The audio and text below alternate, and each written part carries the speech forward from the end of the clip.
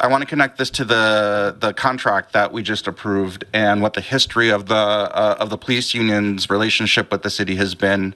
And that history was really about offloading a lot of management rights to the police department in exchange for lower pay, right? Because maybe city leaders in previous generations were looking at this from a more fiscally conservative perspective, and by having lower base rates, it allowed the city to keep money off the books and keep the budget low and therefore the taxes low.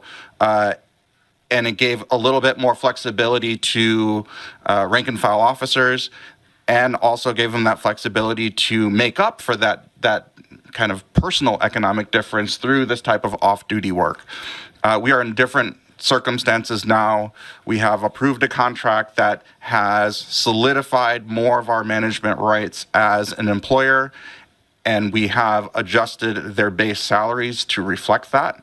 And so it should remove some of the need to make up these kind of pay equity differences through these informal arrangements with small businesses. And then I just wanted to layer in also to Councilmember Cashman's point around officer wellness, some of the tighter regulations that we want to have around unity of command. Again, it's not just corruption, it's just bad management practices to have patrol officers being able to control the paycheck essentially for a sergeant or a lieutenant. That's just completely inverse of the concept of chain of command, unity of command, span of control, some of these things that are just around good management and good practices. And I just brought up the policy that the chief had shared with us previously when we were having a conversation about off-duty, that they are still bound to no more than 160 hours in a total in a pay period. They need at least a full 24-hour day of rest with no work shifts of any kind, including off-duty. And other department duties shall be prioritized after the employee's primary duty assignment. So that means overtime, court, special duty, and off-duty employment shall only be considered once department duties have been satisfied.